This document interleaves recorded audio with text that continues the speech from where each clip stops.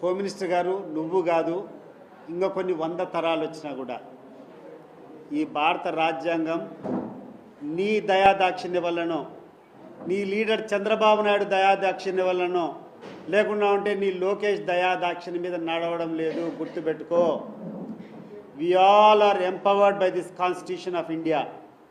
మాకున్నటువంటి హక్కులను నువ్వు కాలరాస్తానంటే చేతులు కట్టేసుకుని కూర్చుంటామని అనుకోవద్దు. ఒకటి గుర్తుపెట్టుకో, ఈరోజు పోలీసులు కొంతమంది నిన్ను సహకరిస్తున్నారని చెప్పి నువ్వేమన్నా విర్రవీగుతున్నావేమో, రేపు నువ్వు చేసేటువంటి ప్రతి ఒక్క కార్యక్రమానికి 10 ఎక్కువ చేయాల్సినటువంటి పరిస్థితులు వస్తాయి. అవి మంచిది కాదు, మీకు మంచిది కాదు, మాకు మంచిది కాదు, నీ రెడ్ బుక్ కాదు, ఇంకోటి కాదు. ఎప్పుడైనా నేను ఒకటే చెప్తా, ఎవరము కూడా ఒక లైన్ దాటిపోకూడదు. భారత రాజ్యాంగం, భారత రాజకీయాలు ఒక సున్నితమైనటువంటి అంశం. ప్రతి ఒక్కరికి కొన్ని హక్కులు ఉంటాయి, కొన్ని రైట్స్ ఉంటాయి. అపోజిషన్ పార్టీలో ఉండేటప్పుడు పోరాటం చేయడం మామూలే, కానీ దాన్ని హుందాగా స్వీకరించాలి. నేను విమర్శించినప్పుడు ఆ విమర్శను సద్విమర్శగా తీసుకోవాలా, అంతేగాని నేను అన్నాను నువ్వు లోపలేస్తావంటే మీ నాయన జాగిరా, ఇది ఏ హోమ్ మినిస్టర్ నాయన జాగిరా, లేకుండా అంటే లోకేష్ నాయన జాగిరా, లేకుంటే చంద్రబాబు నాయుడు జాగిరా? నేను I'm a proud citizen of this country, I'm the citizen of India, I have my own constitutional rights. This constitution will protect me. ఈ రాజ్యాంగం ఉండేది, ఇక్కడటువంటి గవర్నమెంట్ అధికారులు ఉండేది, ఇక్కడటువంటి పోలీసులు ఉండేది సామాన్యమైనటువంటి పౌరులను రక్షించడానికి. అంతే తప్పితే అధికారంలో ఉండే వాళ్లకు, వాళ్ళ యొక్క అడుగుజాడలకు, వాళ్ళు చెప్పేటువంటి తప్పులు చేయడానికి కాదు అని చెప్పి నేను గుర్తు చేస్తున్నాను. ఎట్లా చేస్తావు నువ్వు? ఏం చేస్తావు? ఇప్పటికీ మీ యొక్క పేపర్లో 116 రాస్తూనే ఉంటారు. మరి ఏం యాక్షన్ తీసుకున్నారు? పెద్దిరెడ్డి రామచంద్రారెడ్డి మీద ఆర్టికల్స్ రాశారు ఈనాడులో. మరి ఏం చేసినారు? ఇప్పటికి ఏం చర్చలు జరిగినాయి? నువ్వు కూర్చొని మాట్లాడినావు, నువ్వు నీ అబద్ధాలు, నువ్వు తిరుపతి లడ్డు మీద మాట్లాడినావు. ఏమైంది తిరుపతి లడ్డు? ఏమైంది? నువ్వు కూర్చొని మాట్లాడినావు, బోట్లన్నీ అడ్డం పెట్టి విజయవాడలో ఆ యొక్క వరదలు రావడానికి కారణం జగన్మోహన్ రెడ్డి బోట్లు అడ్డం పెట్టాడని చెప్పి మాట్లాడినావు. ఏమైపోయినాయి? నీ యొక్క బియ్యం అంతా కూడా ఈ యొక్క వైఎస్ఆర్ కాంగ్రెస్ పార్టీ వాళ్ళు అక్రమ రవాణా చేసి మాట్లాడుతున్నాను. ఏమైపోయినాయి నువ్వు మాట్లాడేటువంటి? ఈరోజు నేను ఎస్పెషలీ చంద్రబాబు నాయుడు అంటే ఆయన క్వాలిటీ అందరికీ తెలిసిందే. రాజకీయ లబ్ధి కోసం, రాజకీయ పదవి కోసం, పదవీకాంక్ష అనేక అబద్ధాలు చెప్తాడు. కానీ ఒక పత్రికలు అనే వాళ్లకు మీకు ఒక నిబద్ధత ఉంటుంది. ఎట్లంటే అట్లా రాయకూడదు, ఎట్లంటే అట్లా మాట్లాడకూడదు.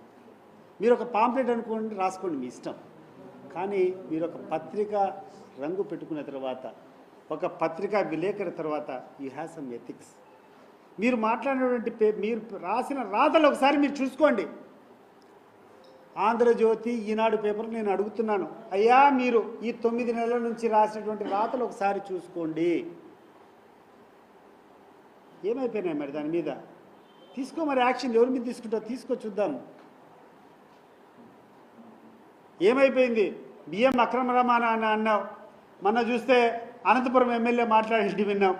చూస్తారు మీరు అందరూ సోషల్ మీడియాలో అనంతపురం ఎమ్మెల్యే గారు మాట్లాడేంటి?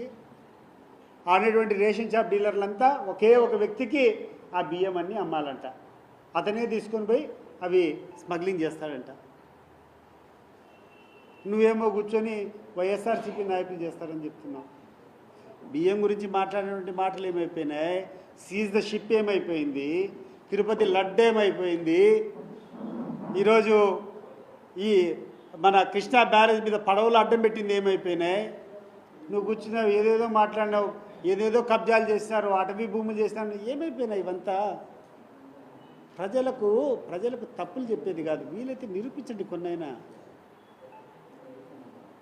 మీరు ఎవరైనా రెడీ అయితే నేను రాండి, మనం మారువేషంలో పోదాం. ఒకసారి ఒక హాస్పిటల్లో డబ్బు కట్టేంత వరకు పేషెంట్లు చేర్చుకునేటువంటి పరిస్థితుల్లో లేవు. ఏమని చెప్పి నేను మన హాస్పిటల్ వాళ్ళని అడిగా, ఏం కథ అని. 9 నెలల నుంచి మాకు బకాయిలు ఇవ్వలేదన్నా మేము ఎట్లా నడుపుతామని చెప్పి అడుగుతున్నారు.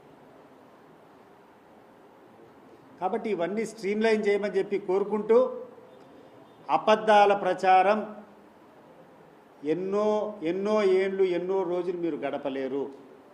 ప్రజల దృష్టిని మీరు డైవర్ట్ చేయాలనుకుంటే అది సాధ్యమయ్యేటువంటి పని కాదు. మీరు ఎంత అబద్ధాలు చెప్తారో అంత గొప్పగా జగన్మోహన్ రెడ్డి గారి పర్సనాలిటీ ఆవిష్కారం అవుతుంది. ఈ రాష్ట్రానికి జగన్మోహన్ రెడ్డి గారి యుగమే స్వర్ణయుగం అనేది గుర్తుపెట్టుకొని ఇప్పటికైనా నేను మిమ్మల్ని అందరినీ కూడా హెచ్చరిస్తున్నాం. మీరు ఇచ్చినటువంటి హామీలకు మీరు కట్టుబడి ఉండండి. లేకుండా అంటే మీరు చెప్పినటువంటి మాటకు మీరు ధైర్యం ఉంటే మీరు మీ సెక్యూరిటీ వదిలిపెట్టి రాండి, జనంలోకి రాండి, ఒక వార్డులో తిరుగుదాం, ఒక్క వార్డులో తిరుగుదాం. లోకేష్ గారు రండి, పెద్ద కాలర్ ఉండే షర్ట్ వేసుకొని రా. చిన్న చిన్న కాలర్ ఉంటే కానీ ఒకరో ఇద్దరు కాదు కదా, చాలామంది పట్టుకోవాలని ఉన్నారు నీ కాలరు. కనీసం ఒక అడుగు పూర్వకాలం షోలేలో ఉన్నాయి కదా, ఇంత కాలరు ఆ షర్ట్లు వేసుకొని రావాలి. నువ్వు రెడీగా ఉండారు ఇక్కడ ప్రజలు. పవన్ కళ్యాణ్ గారికి కూడా నేను గుర్తు చేస్తున్నా, ఈ యొక్క దోపిడీ బ్యాచ్లో నువ్వు చేరిపోయినావు. వాళ్ళు నీ ప్రతిష్టను దిగజారుస్తారు, నీ యొక్క గౌరవం పోతుంది. 2 సంవత్సరాల తర్వాత 3 సంవత్సరాల తర్వాత నువ్వు పోరాటం చేస్తామేమో అనుకుంటున్నావేమో. నా మిత్రులు చాలామంది చెప్తున్నారు, అన్న ఈ పవన్ కళ్యాణ్ వేరే పెద్ద స్ట్రాటజీ ఉంది. 3 సంవత్సరాల వరకు ఈ ప్రభుత్వంతో అన్ని రకాలుగా లాభపడి అన్ని హోదాలు తీసుకొని 3 సంవత్సరాల తర్వాత పోరాటం చేస్తాడు. అప్పుడు కూర్చొని మీరు అన్నీ ఇచ్చింటివన్నీ ఇవ్వలేదని చెప్పేటువంటి కారణంతో ప్రజల్లోకి వచ్చేటువంటి ఐడియా ఉందని చెప్పి. పవన్ కళ్యాణ్ గారు అది చెల్లవు. నిన్ను కూడా గమనిస్తున్నారు ప్రజలు. ప్రజల స్కానర్లో నువ్వు ఉండవు. పోరాటం చేయాలనుకుంటే ఈ రోజు నుంచి పోరాటం చేయి. 3 సంవత్సరాల తర్వాత వచ్చి ఇవన్నీ ఇవ్వలేదని చెప్పి ఆ రోజు మొదలు పెడితే ప్రజలు నిన్ను క్షమించరు. మీరు పడేటువంటి నాటకాలను ప్రజలు ఒప్పుకోరు. ఈ రోజు నుంచి మీరు రండి. పోయిన సంవత్సరం అంటే ఒక సంవత్సరం పోయింది, వీ విల్ ఎక్స్క్యూజ్, పోనీలే ఒక సంవత్సరం అని చెప్పి. ఈ సంవత్సరం అన్నా మీరు చెప్పేటువంటి సూపర్ 6 అమలు కావాలా. అమలు కావాలని కూడా శాచ్యురేషన్ పాయింట్తో, శాచ్యురేషన్ మోడ్లో అమలు కావాలా. ఏదో 50 మందికి 100 మందికి ఇస్తామంటే కుదరదు. అది అర్హత ఉన్నటువంటి ప్రతి ఒక్క కుటుంబానికి మీరు ఇచ్చేటువంటి హామీలు అమలు కావాలా. దీనికి ఉదాహరణ దీపం పథకం. మీరు ఇచ్చేటువంటి గ్యాస్ సిలిండర్లు మీకు ధైర్యం ఉంటే రండి, నేను వస్తా. మీ ఇష్టం వచ్చేటువంటి తెలుగుదేశం పార్టీ లీడర్లు రండి. శాచ్యురేషన్ పార్టీలు ఇచ్చినారు లేదో ఒకసారి తెలుసుకుందాం. గ్రామాలకు పోయి ఏ గ్రామాల్లో ఉన్నాయండి? మా గ్రామంలో కొన్ని 100 మందిని అడిగినా, అన్న సెంట్రల్ గవర్నమెంట్ నుంచి వచ్చే 48 రూపాయలు వచ్చింది, కానీ ఈ రాష్ట్రంలో రాష్ట్ర ప్రభుత్వం చెప్పినటువంటి ఆ గ్యాస్ సిలిండర్లు ఫ్రీ డబ్బులు నాకు రాలేదని చెప్పి కొన్ని 100 మంది 1000 మంది చెప్తున్నారు. మీకు సిద్ధమైతే మేము రెడీగా ఉన్నాం. పోదాం రండి జనంలోకి.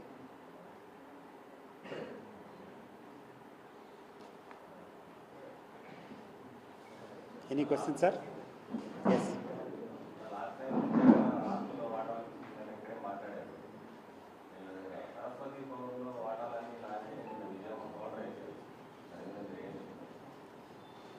సరస్వతి పవర్